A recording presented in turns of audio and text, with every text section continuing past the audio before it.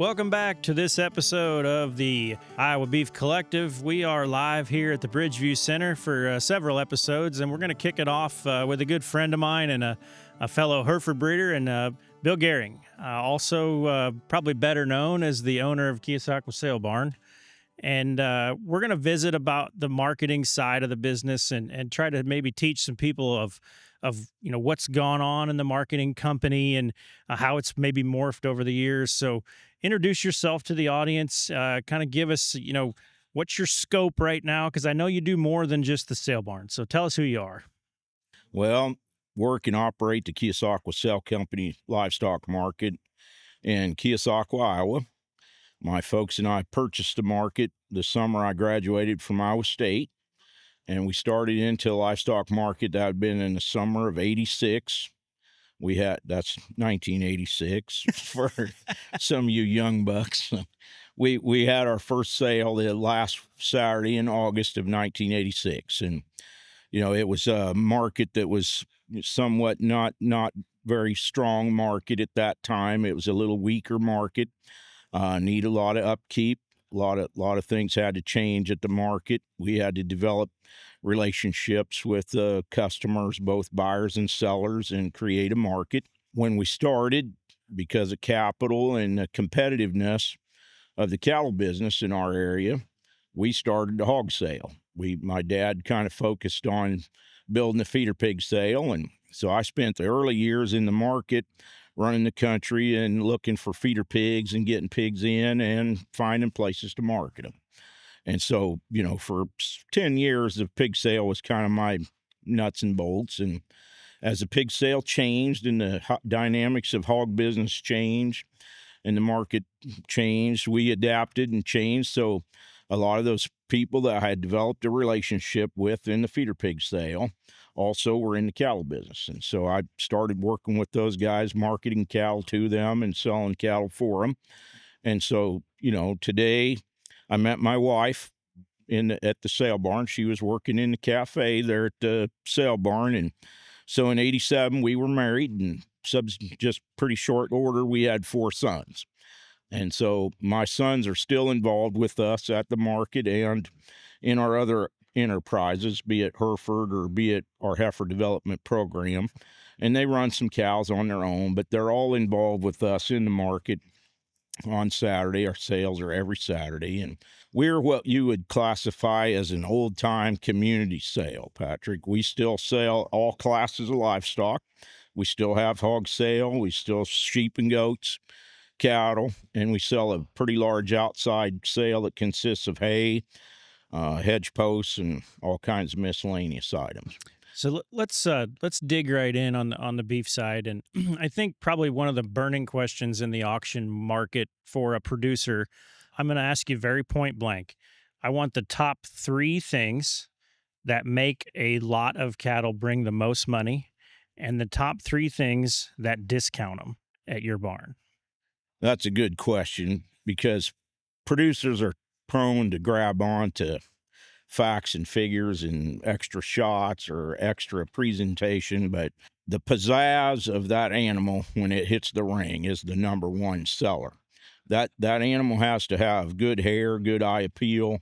It has to have that pizzazz and snap that when they come in the ring, those buyers go, I want those cattle. Mm-hmm. And that the snap and the pizzazz, and what I mean by that is something that's not too fleshy, something that's very healthy. But, that's the first thing. That's the immediate selling or grabbing point. And then you move into, I mentioned the flush on the cattle. That's probably second. These buyers are hunting cattle with high performance to them. Weigh-in condition and body flush is going to be the biggest determinant of how that animal performs as long as it's comparable healthy. And health is by far, one of those top 3. Those animals have to be very healthy. Now, that doesn't mean they have to have 16 shots. Right. That means they have to be vaccinated timely, probably on the cow before weaning. And then they don't want to be vaccinated close up to the sale, and they don't want to be short weaned. You don't want to sell calves that are marketed within a week to a month of when those animals are weaned. These buyers pick that out very quickly. When those animals are shipped, it causes a great deal of stress, and they're prone to get very sick. And at the prices we're at right now, nobody wants to deal with sick cattle. So they're looking for those cattle that are extremely healthy, have that snap and pizzazz, and have the performance in body condition and strength that they can make money on. Now let's go to the flip side. What'll discount them? Obviously, the opposite of what you just mentioned. Exactly. I mean, cattle that are unhealthy, cattle that are snotty, cattle that are short weaned, cattle have dull hair, have that poor look to them, but fat, flushy cattle are discounted, and cattle that are dirty can be discounted. At our market, we don't see as big a discount in an unweaned versus a weaned if those cattle have that presentation to them when they come to the market. So, a guy calls me and wants to know whether he should wean his calves. Well, yes, there is value to that, but not this week if you're going to sell them Saturday. You need to have them weaned in the fall and have them properly weaned, is what I'd say. And I'll be honest, that's not what I thought you would say. I thought you would say lot size. How many are there?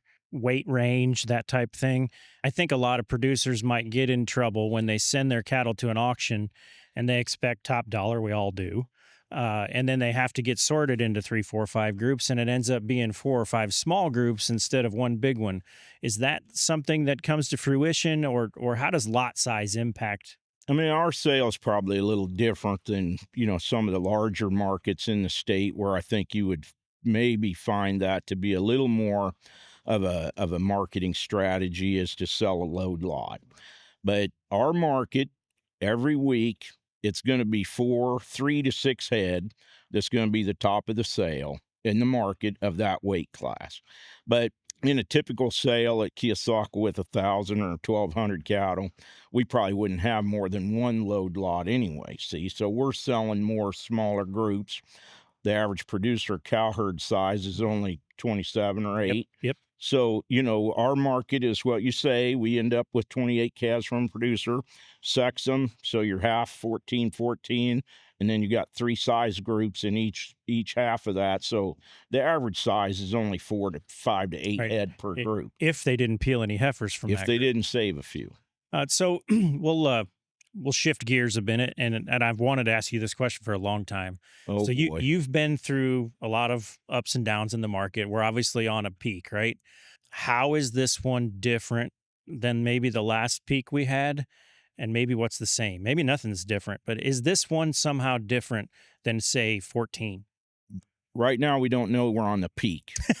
Okay. We know we're higher than we have been. That's a good marketing response. But we don't know that this is the high yet. Yep. Okay. So we're still maybe in that realm of, where we could see some strength in this thing, and we could go past where our previous peak has been. So I'm not convinced until the market shows us, we're not going to know that we're at the peak yet.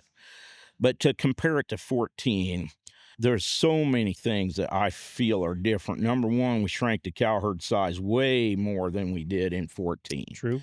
So but in 14, we had low interest. We had the ability to change numbers so quickly. We had a feed problem back then that we did have previous to this. We've changed our feed problem, but we still can't get an increase in cow numbers. Our average producer's age is a problem. Most of these guys are not looking to add work.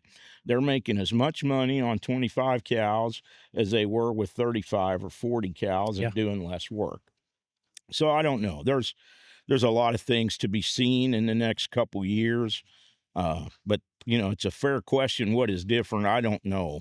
I'm not a guru in that neighborhood to see the crystal ball, but those are some things that I think are definitely different than we were in 14. So I'll ask a kind of a follow-up to that.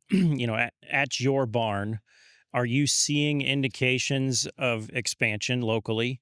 And then aside from that, are producers coming in there looking to buy heifers and just flat getting outbid by the yards? Is that happening? So the first part of the question, I do see a handful of guys, and I'm talking less than 10 right now, that have been in the last 4 or 5 months that are trying to procure heifer replacements. I think there is a fair amount of fellas that have cow herds that raise their calves, raise their heifer calves, that are keeping at least what their minimum is, but maybe a few have kept just another 4 or 5 or 7 I to would be try in that boat. Yeah. yeah, to try and get their numbers back up to where maybe they were previous to the drought times. Now, I know in the West, the guys I visit with, there is definitely bigger players in the West buying heifers to breed. Okay, not in the Midwest as much, but you get Nebraska and South Dakota and the Kansas. There's and if they decide they want them, they will not get outbid by the yards. But we've seen some extreme numbers in variation in price. One sale, you could buy a 7 weight heifer for $2,600. That's a replacement quality. The next sale, she might cost 34 or 500 Wow. in exactly the same market in the same venue. So there's if they want them, they're not getting outdone this year. Good. So I listened to you in an interview a few years ago, and I wanted to bring that to the table as well. And we're Hereford guys. You probably see as many red-hided cattle through your barn as anyone. And you mentioned on the interview that you were doing that you don't let the buyers set the market. That's right. And it I, hit I me, it hit me like a ton of bricks. And I want you to describe to the audience what you mean by that. So yeah, you'll get in a wrestling match with these guys. Okay, these guys are pretty bullheaded on the seats. They're great guys. They're a must to be able to operate the Sure. market. I have to have them. But my job, I get paid by the sellers. Okay, so I'm creating value or making an opportunity to market this man's cattle. A classic is, they run 5 cattle in and there's one red steer on them, red neck, hold one. And I'll just shake my head, hook them up, and move right on. Once the market is hooked up, there is no sort. Okay. Yep. Now I'm all for being fair. If there's a cripple or there's a big size difference, or but there's a couple fellas that can be pretty determined to sort if you let them. And if you watch them operate at other sales, it's almost every draft I was just gonna say that. When yeah, I've sat other places, and that's they not let them what they do. pick them Nope. off. Yep. And I just won't let them do it, Patrick. I just have made up my mind. I have enough outlets for the cattle. If they don't want to give fair value and leave them together, I'll own the cattle and move them on. There's been instances where just to prove a point, hold one, okay. I take the red baldy steer off, and he brings $5 a hundred more than the blacks. Okay, you follow me? Yeah. All Yeah. right. I'm not taking no bullshit from them guys. I'm here to establish fair market value. Those cattle have just as much value as those contemporaries they're selling with, but I won't let them guys run the sale. Awesome. I love that answer. I knew that's what it would be, or I hope that's what it would be. And a follow up to that, I guess, we had a market here in Iowa that has opened up to colored cattle. Have you seen any impact of that at your barn? Has it influenced any buyers? Not so much. I mean, partly we're into the market cycle where all these cattle are bringing a big check anyway. So you don't have quite the discounts in the red hides that we did maybe 5 years ago, period. I mean, the market is more even. It's hard to outsell a really fancy set of blacks, but I have half a dozen guys in our area that sell red Angus or red Angus cross cattle, and they all have extremely strong value in the market that day. They'll bring just as much as the black cow. Excellent. But I haven't seen that pull through yet from the market being open to those colored cattle. And that market is significant to us in Central Iowa. Right, I mean, it's a good outlet. Yes. And we, every bid we can get certainly helps. And I was just curious if the shift in the buyers had maybe said, okay, well now we can feed these kinds, so let's go ahead and find them. Right. And I think we're maybe in a market where the numbers are so scarce anyway. It doesn't matter if they could be purple hided. We just don't need one, right? Let's talk Herefords a second. We got time. Your bull market. There's been a lot of questions relative to feeder calf price.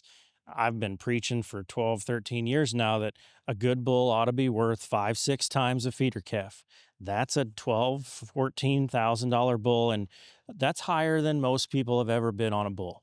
What's your projection for the bull market in the Midwest? Are we bull heavy?